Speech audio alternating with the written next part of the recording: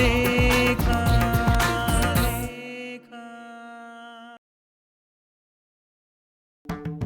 ತೇಜಸ್ವಿನಿ, ಅವರಿಷ್ಟೆಲ್ಲ ಮಾಡಿದ್ದು ಸರಿ ಅಂತ ಅನ್ಸುತ್ತಾ ನಿನಗೆ? ಸರಿ ಅಂತ ನಾನು ಯಾವಾಗ ಹೇಳಿದೆ ಪ್ರಧಾನ್? ಅಲ್ಲ, ನಾನು ಯಾವ ಲೆಕ್ಕಕ್ಕೂ ಇಲ್ಲ ಅಂತನಾ? ಲೆಕ್ಕ ತಪ್ಪಿರೋರು ಯಾರು ಅಂತ ನಿಮಗೂ ಚೆನ್ನಾಗಿ ಗೊತ್ತಿದೆ. ಸತ್ಯದೇವ್ ಅವರು ಕೂಡ ನನ್ನನ್ನು ಮರ್ತುಬಿಟ್ರು ಅಂದರೆ ನನಗೆ ನಂಬಕ್ಕಾಗ್ತಿಲ್ಲ. ಮಾವ ಯಾವುದನ್ನು ಮರ್ತಿಲ್ಲ, ಎಲ್ಲ ನೆನಪಲ್ಲಿ ಇಟ್ಕೊಂಡಿದ್ದಾರೆ. ಇಡೀ ಘಟನೆ ಅವ್ರ ಮನಸ್ಸಿನಲ್ಲಿದೆ. ಆದಿತ್ಯ, ಅನಿರುದ್ಧ್ ಇಬ್ಬರು ಮಾವನ ಕುತ್ತಿಗೆ ಮೇಲೆ ಕೂತು ಅವ್ರು ಈ ಘಟನೆಗೆ ಸಾಕ್ಷಿ ಆಗೋ ಹಾಗೆ ಮಾಡಿದ್ರು. ಪ್ಲೀಸ್, ಮಾವನ ಬಗ್ಗೆ ಮಾತ್ರ ನೀವು ತಪ್ಪು ತಿಳ್ಕೊಬೇಡಿ. ಆದರೆ ನಾನಲ್ಲಿ ಬರ್ತಿದ್ರೆ ಏನಾಗ್ತಿತ್ತು ಹೇಳಿ?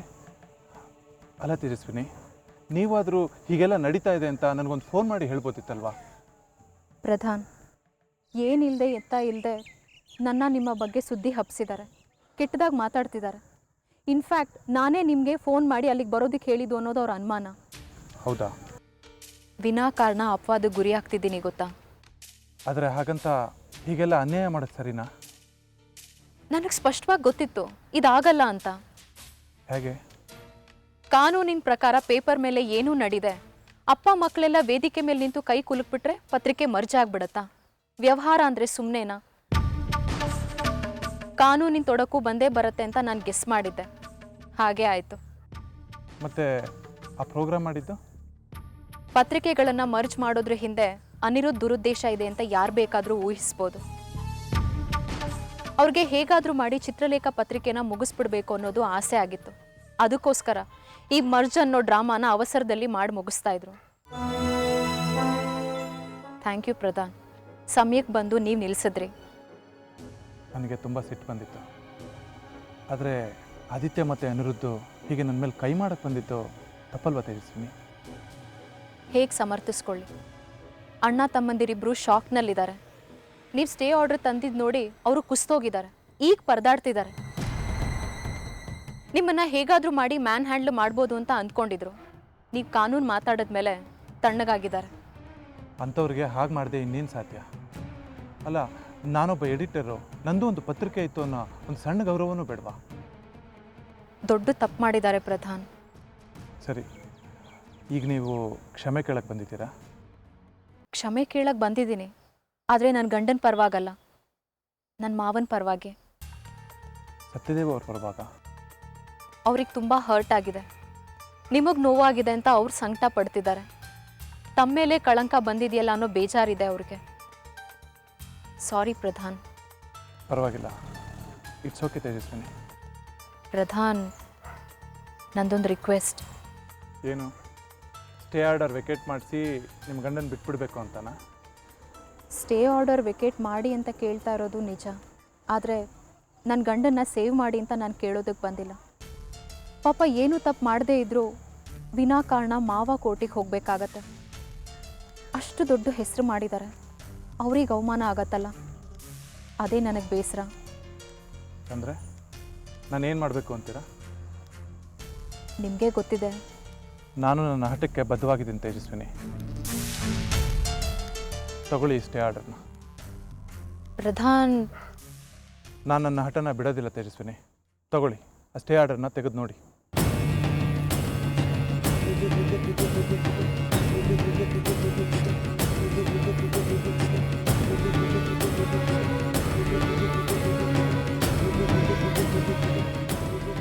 ಪ್ರಧಾನ್, ಸ್ಟೇ ಆರ್ಡರ್ ಅಂತ ಹೇಳಿದ್ರಿ, ಇದೇನಿದು ಖಾಲಿ ಹಾಳೆ?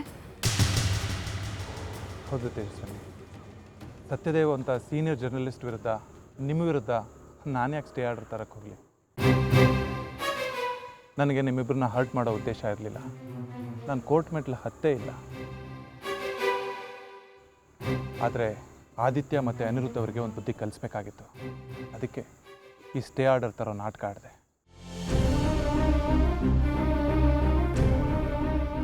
ನನ್ನ ಪಾರ್ಟ್ನರ್ಶಿಪ್ಪು, ನಾನು ಹಾಕಿರೋ ಹಣ ಎಲ್ಲೂ ಹೋಗಲ್ಲ ಅಂತ ನನಗೆ ಗೊತ್ತಿತ್ತು. ಸತ್ಯದೇವಾಗಲಿ ನೀವಾಗಲಿ ನನಗೆ ಮೋಸ ಮಾಡಲ್ಲ ಅನ್ನೋ ವಿಷಯನೂ ಗೊತ್ತಿತ್ತು. ಸತ್ಯದೇವ್ ಸರ್ಗೆ ಹರ್ಟ್ ಆಗಿರ್ಬೋದು, ಎಲ್ಲ ವಿಷಯ ತಿಳಿಸಿ ನಾನು ಸಾರಿ ಕೇಳಿದೆ ಅಂತ ಹೇಳಿ.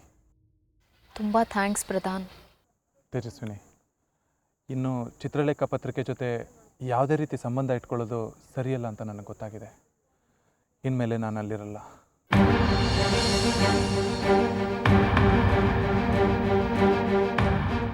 ಅಲ್ಲಿ ಇನ್ನಿರೋದಕ್ಕೆ ನನಗೆ ಇಷ್ಟ ಇಲ್ಲ ತೇಜಸ್ವಿನಿ. ಆದಿತ್ಯ ಮತ್ತು ಅನಿರುದ್ಧ ಅವ್ರ ಜೊತೆ ಕೆಲಸ ಮಾಡೋದಕ್ಕೂ ನನಗೆ ಮನಸ್ಸಿಲ್ಲ. ಸತ್ಯದೇವ್ ಸರ್ಗೆ ಎಲ್ಲ ವಿಷಯ ತಿಳಿಸಿ ನನ್ನನ್ನು ಕಳಿಸ್ಕೊಡೋದಕ್ಕೆ ಹೇಳಿ. ತೇಜಸ್ವಿನಿ, ಸತ್ಯದೇವ್ ಸರ್ ಮತ್ತು ನೀವು ಕೊಟ್ಟಿರೋ ಸಹಕಾರಕ್ಕೆ ತುಂಬ ಥ್ಯಾಂಕ್ಸ್.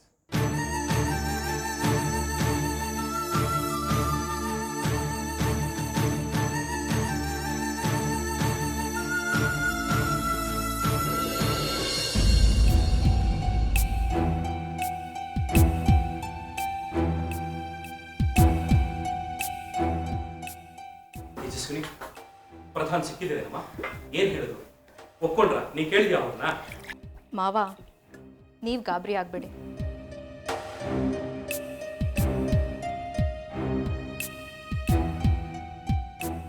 ಏನು ಹೇಳ್ತಾನೆ ಪ್ರಧಾನು? ಇನ್ನು ಹಠ ಹಿಡಿದು ಹಾಗೆ ಕೂತಿಯಾನ? ಸ್ಟೇ ಆರ್ಡರ್ ಹಾಗೆ ಇರುತ್ತಂತ? ಲೀಗಲ್ ಪ್ರೊಸೀಡಿಂಗ್ಸ್ನ ಮುಂದುವರಿಸ್ತಾನೆ ಹೇಗೆ? ಮತ್ತೆ ಸುಮ್ಮನೆ ಬಿಟ್ಬಿಡ್ತಾರಾ? ನಿಮ್ಮಿಬ್ರಿಗೆ ಮಾತ್ರನ ಹಠ ಇರೋದು? ಅವ್ರಿಗೆ ಹಠ ಇರಲ್ವಾ? ಅವರು ಸಜ್ಜಾಗಿದ್ದಾರೆ, ಏನು ಬೇಕಾದರೂ ಆಗಲಿ ಫೈಟ್ ಮಾಡ್ತೀನಿ ಅಂತಿದ್ದಾರೆ. ನೀವಿಬ್ಬರು ಅವರನ್ನು ನಡೆಸ್ಕೊಂಡಿದ್ದ ರೀತಿ ಏನು ಕಮ್ಮಿನ? ಅವ್ರ ವ್ಯಕ್ತಿತ್ವ ಏನು, ಅವ್ರ ಘನತೆ ಏನು ಅಂತ ನೋಡಿದೆ ಅವ್ರ ಜೊತೆ ರೌಡಿಗಳ ಥರ ವರ್ಸಿದ್ರಿ, ಆಗ ನಿಮ್ಮ ಬುದ್ಧಿ ಮಣ್ಣು ತಿಂತ ಆಯ್ತಾ? ನೋಡು, ಉಪ್ಪು ಖಾರ ಹಾಕಿ ಮಾತಾಡೋದಕ್ಕೆ ನಿನ್ನ ಅಲ್ಲಿ ಕಳಿಸಿಲ್ಲ. ಪ್ರಧಾನ್ ಜೊತೆ ಮಾತಾಡಿ ಸೆಟಲ್ಮೆಂಟ್ ಮಾಡ್ಕೊಂಬ ಅಂತ ಕಳಿಸಿದ್ದು. ನೀನೇನು ಮಾಡಿದ್ಯಾ? ನೀವಿಬ್ರು ಬರ್ತೀರಾ ಅಂತ ಅವ್ರು ಕಾಯ್ತಾ ಕೂತಿರ್ತಾರಾ? ಅವ್ರಿಗೆ ಕಾನೂನು ಗೊತ್ತಿಲ್ವಾ? ಅವ್ರಿಗೆ ತಿಳುವಳಿಕೆ ಇಲ್ವಾ? ಅವ್ರ ಮನಸ್ಸು ಮಾಡಿದ್ರೆ ಏನು ಬೇಕಾದರೂ ಮಾಡ್ಬೋದು. ಅಯ್ಯೋ ಅದೆಲ್ಲ ಬಿಡಿ, ಕತೆ ಹೇಳ್ಬಿಡಿ. ಅವನು ಗೊತ್ತಿರೋದಕ್ಕೆ ನಾನು 100ರಷ್ಟು ಗೊತ್ತು ನಮಗೆ. ಅದೆಲ್ಲ ಬೇಡ, ಹಾಗೆ ಸೆಟ್ಲ್ ಮಾಡ್ಕೊಳ್ಳೋಣ ಅಂತ ಹೇಳ್ತಿರೋದು ನಾವು. ಅವತ್ತು ಇದೇ ಜಾಗದಲ್ಲಿ ಪತ್ರಿಕೆಗಳನ್ನ ಮರ್ಜ್ ಮಾಡ್ತೀವಿ ಅಂತ ನೀವಿಬ್ರು ಹೇಳಿದಾಗ ನಾನು ಏನು ಹೇಳಿದೆ? ಸ್ವಲ್ಪ ಯೋಚನೆ ಮಾಡಿ ಪ್ರಧಾನ ನಾವು ಒಂದು ಮಾತು ಕೇಳಬೇಕಾಗತ್ತೆ ಅಂತ ಹೇಳಿದೆ. ನನ್ನ ಮಾತನ್ನ ನೀವಿಬ್ರು ತೆಗೆದು ಹಾಕಿದ್ರಿ, ದುರಹಂಕಾರದಿಂದ ಮಾತಾಡಿದ್ರಿ. ಈಗ ಅವರೇ ಬೇಕಾಯ್ತಾ? ಸರಿ, ಈಗ ಏನಾಯ್ತು ಅದನ್ನು ಹೇಳಿ. ಏನು ಬೇಕಾದರೂ ಆಗ್ತಿತ್ತು, ಆದರೆ ಸತ್ಯದೇವ್ ಅನ್ನೋ ಹೆಸರು, ಈ ಹೆಸರಿನ ಹಿಂದೆ ಇರೋ ವ್ಯಕ್ತಿತ್ವ ಕೆಟ್ಟದಾಗೋದಕ್ಕೆ ಬಿಡಲಿಲ್ಲ. ಇವ್ರ ಮೇಲಿರೋ ನಂಬಿಕೆ, ಗೌರವ ಇವತ್ತು ನಿಮ್ಮಿಬ್ರು ಕಾಪಾಡಿದೆ. ಸ್ಟೇ ಆರ್ಡರ್ನ ವೆಕೇಟ್ ಮಾಡ್ತೀನಿ ಅಂತ ಒಪ್ಕೊಂಡಿದ್ದಾರೆ ಮಾವಂಗೋಸ್ಕರ.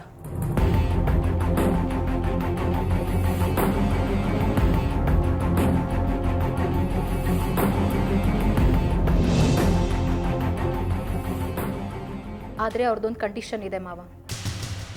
ಏನು ಹೇಳು ಮಗು? ಅವರು ನಮ್ಮ ಪತ್ರಿಕೆ ಜೊತೆ ಅವ್ರಿಗಿರೋ ಸಂಬಂಧನ ಕಡ್ಕೋತಾ ಇದ್ದಾರೆ. ಅವ್ರಿಗೇನು ಕೊಡಬೇಕು ಅದನ್ನು ಸೆಟ್ಲ್ ಮಾಡಿ ಗೌರವದಿಂದ ಕಳಿಸ್ಕೊಡ್ಬೇಕಾಗಿದೆ. ಶೂರ್ ಮಗು? ಇಷ್ಟೆಲ್ಲ ಆದಮೇಲೆ ಅವ್ರಿಗೆ ಪತ್ರಿಕೆಯಲ್ಲಿ ಮುಂದುವರಿಯೋದಕ್ಕೆ ಮನಸ್ಸಿಲ್ಲ ಮಾವ. ಆದಿತ್ಯ ಅನಿರುದ್ಧ ಇಬ್ಬರು ಅವರನ್ನು ಪತ್ರಿಕೆಯಿಂದ ಹೊರಗಾಕಬೇಕು ಅಂತ ನೋಡಿದ್ದಾರೆ ಅಂದಮೇಲೆ ನಾನು ಅಲ್ಲಿರೋದು ಸರಿಯಿಲ್ಲ ಅಂತ ಹೇಳಿದ್ರು. ನನಗೇನು ಕೊಡಬೇಕೋ ಕೊಟ್ಬಿಡಿ, ಹೋಗ್ತೀನಿ ಅಂತ ಹೇಳಿದ್ರು. ಅವ್ರ ಇನ್ವೆಸ್ಟ್ಮೆಂಟು, ಶೇರು, ಸಂಬಳ ಎಲ್ಲ ನಾವು ಪೈ ಟು ಪೈ ಕ್ಲಿಯರ್ ಮಾಡಬೇಕು. ಶೂರ್ ಮಗು, ಕೊಡಲೇಬೇಕಾಗುತ್ತೆ. ಅವ್ರ ದುಡ್ಡು ನಮ್ದು ಹೇಗಾಗುತ್ತೆ ಹೇಳು? ಯಾಕೆಲ್ಲ ಕೊಡಬೇಕು? ಪತ್ರಿಕೆ ಲಾಸಲ್ಲಿ ನಡೆದಿದೆ, ಒಂದು ಪ್ರಾಫಿಟ್ ಇಲ್ಲ. ಒಳ್ಳೆ ಪೋಸ್ಟಲ್ಲಿ ಇಟ್ಕೊಂಡು ಎಂಜಾಯ್ ಮಾಡಿದ್ದಾನೆ, ಚೆನ್ನಾಗಿ ಸಂಬಳ ತೊಗೊಂಡಿದ್ದಾನೆ. ಸುಮ್ಮನೆ ಒಂದು ಅಮೌಂಟ್ ಕೊಡ್ತೀವಿ, ಸೆಟ್ಲ್ ಮಾಡ್ಕೊಳಕ್ಕೆ ಹೇಳಿ.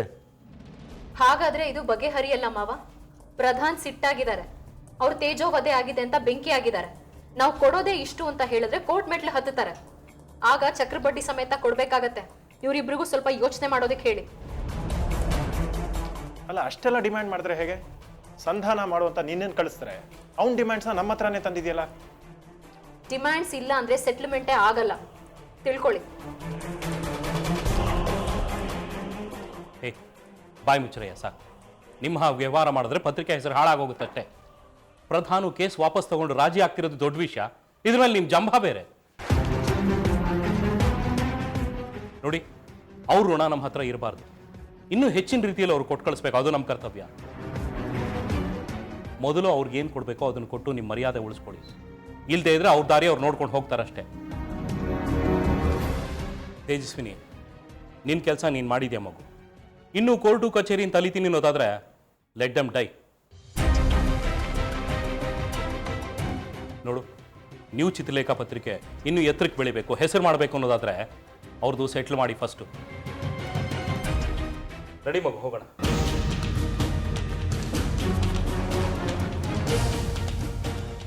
ಅನಿ, ಬುದ್ಧಿ ಇದೆಯಾ ನಿಮ್ಗೆ? ಆಫೀಸ್ನಲ್ಲಿ ಪ್ರಧಾನ್ ಜೊತೆ ಕೆಟ್ಟದಾಗ ನೆಡ್ಕೊಂಡಿದ್ದಲ್ದೆ ಅಕ್ಕ ಹೋಗಿ ಮೀಡಿಯೇಟ್ ಮಾಡ್ಕೊಂಬಂದ್ರೆ ಜಂಬ ತೋರಿಸ್ತಾ ಇದ್ದೀರಾ? ಆಗಲ್ಲ ಜಾನು. ಮಾತು ಬೇಡ. ಇನ್ನೊಬ್ರು ದುಡ್ಡು ನಮ್ಗೆ ಬೇಕಾಗಿಲ್ಲ. ನೋಡಿ, ಪ್ರಧಾನ್ ಏನಿದೆಯೋ ಅದನ್ನ ಮೊದಲು ಸೆಟ್ಲ್ ಮಾಡಿ, ಆಮೇಲೆ ನೀವು ಚಿತ್ರಲೇಖಾ ಪತ್ರಿಕೆನ ಅದೆಷ್ಟು ಎತ್ತರಕ್ಕೆ ಬೇಕಾದ್ರೂ ಬೆಳೆಸ್ಕೊಂಡು ಹೋಗಿ.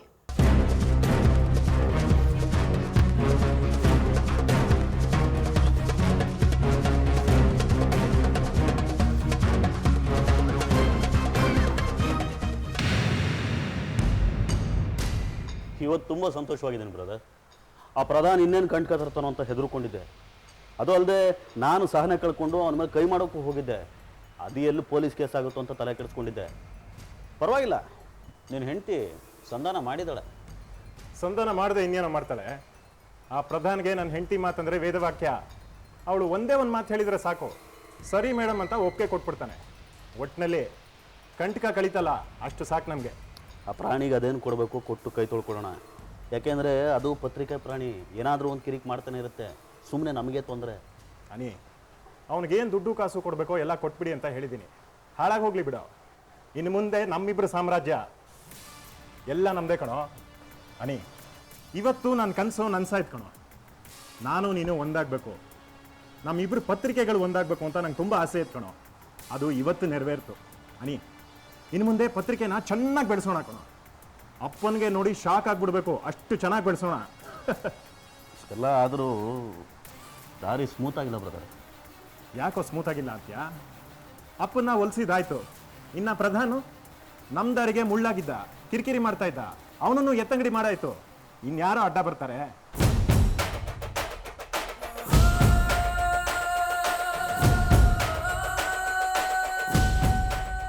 ಇನ್ನೊಬ್ಬರು ಮುಖ್ಯವಾದ ವ್ಯಕ್ತಿ ಇದ್ದಾರೆ ಬ್ರದರ್.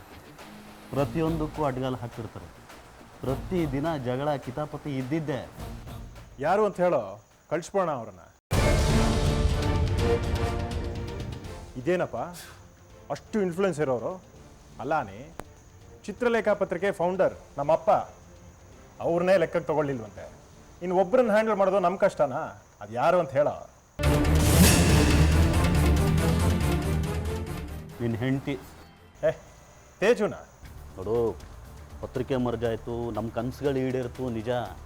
ಆದರೆ ಮುಂಚೆ ನಾವೆಲ್ಲ ಒಟ್ಟಿಗೆ ಪತ್ರಿಕೆ ಮಾಡಬೇಕಾದ್ರೆ ಎಂಥ ಹಿಂಸೆ ಅನುಭವಿಸಿದ್ದೀನಿ ಗೊತ್ತಾ?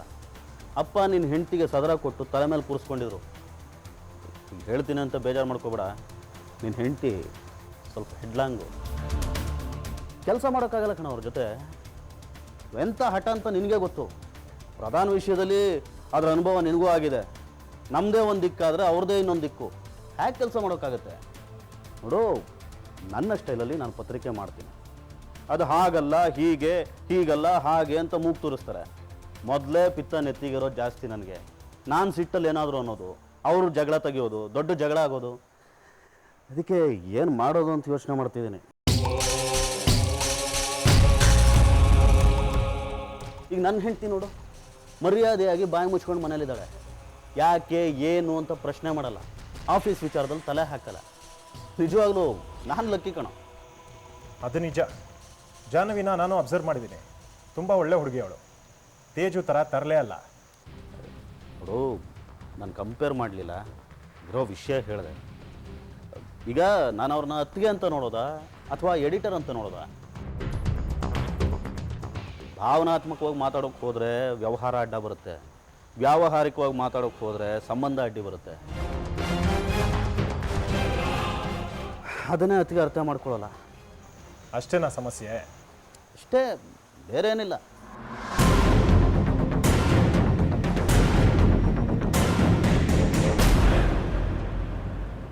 ಸರಿ ಬಿಡು, ನಾಳೆಯಿಂದ ಅವಳು ಕೆಲಸಕ್ಕೆ ಬರಲ್ಲ.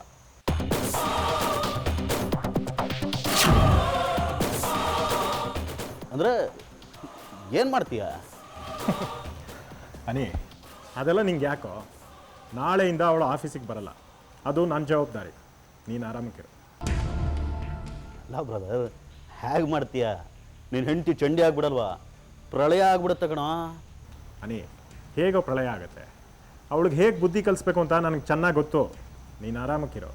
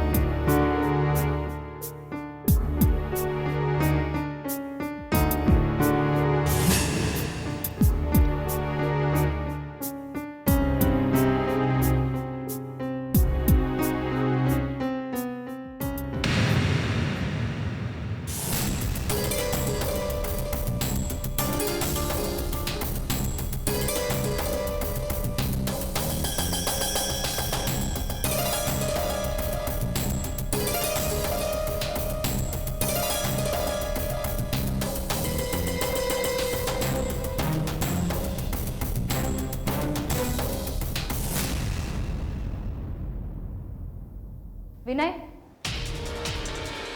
S madam. ನನ್ನ ಚೇಂಬರ್ ವ್ಯವಸ್ಥೆ ಎಲ್ಲಾಗಿದೆ? ಇನ್ನೂ ಎಲ್ಲೂ ಆಗಿಲ್ಲ ಮೇಡಮ್. ಆಗಿಲ್ಲ ಅಂದರೆ ಏನರ್ಥ? ವೇಷೋಡ ಸೆಟ್ ಗೊತ್ತಿಲ್ಲ ಮೇಡಮ್. ಈ ಬೆಳವಣಿಗೆಗಳೆಲ್ಲ ಯಾವಾಗ ಆಗಿದ್ದು? ನಿನ್ನೆ ಸಂಜೆ ಬದಲಾವಣೆ ಆಯ್ತಲ್ಲ ಮೇಡಮ್, ಅದಕ್ಕೆ ಆದಿತ್ಯ ಸರ್ನ ಕೇಳಿದೆ ಮೇಡಮ್ ಅವ್ರಿಗೆ ವ್ಯವಸ್ಥೆ ಎಲ್ಲಿ ಮಾಡೋದು ಅಂತ. ಅವ್ರು ಬೇಡ ಅಂದರು ಮೇಡಮ್.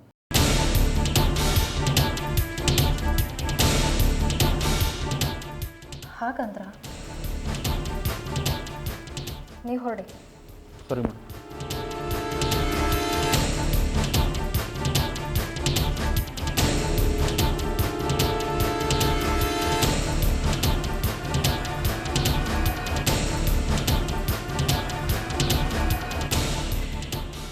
ಆದಿತ್ಯ, ಏನಿದೆಲ್ಲ? ಏನು ಏನು ನಡೀತಾ ಇದೆ ಇಲ್ಲಿ? ಯಾರಿಗೆ ಗೊತ್ತು? ಅಸಂಬದ್ಧವಾಗಿ ಮಾತಾಡಬೇಡಿ ಆದಿತ್ಯ. ಈ ಪತ್ರಿಕೆಯಲ್ಲಿ ನನ್ನ ಸ್ಥಾನ ಏನು? ರಾತ್ರಿ ಕಳೆದು ಬೆಳಗಾಗೋ ಹೊತ್ತಿಗೆ ನನಗೆ ಚೇಂಬರ್ ಇಲ್ಲ, ನನ್ನ ಸೀಟ್ ಇಲ್ಲ. ಇದರ ಅರ್ಥ ಏನು? ಹೊರಗಡೆ ಬೋರ್ಡ್ ನೋಡಿಲ್ವಾ? ಡೆಪ್ಯೂಟಿ ಎಡಿಟರ್ ಅಂತ ದಪ್ಪ ಅಕ್ಷರಗಳಲ್ಲಿ ಬರೆದಿದೆ. ಏನದರ ಅರ್ಥ? ನೋಡಿದನ? ಏನಿದು? ನಿನ್ನ termination order. You have been terminated.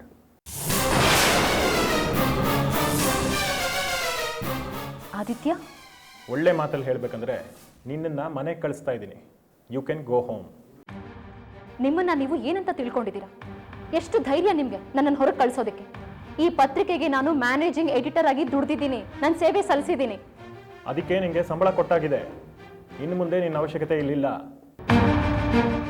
ಇಷ್ಟು ದಿನ ನಾನಿರಲಿಲ್ಲ, ನನ್ನ ಪರವಾಗಿ ನೀನು ಬಂದು ಕೆಲಸ ಮಾಡ್ತಾ ಇದ್ದೆ. ಈಗ ನಾನು ಬಂದಾಯ್ತಲ್ಲ, ಇನ್ನು ಮುಂದೆ ನಿನ್ನ ಅವಶ್ಯಕತೆ ಇಲ್ಲ, ನೀನು ಹೊಡ್ಬೋದು. ಆದಿತ್ಯ, ನೀವು ತುಂಬ ಅನ್ಯಾಯ ಮಾಡ್ತಾ ಇದ್ದೀರಾ.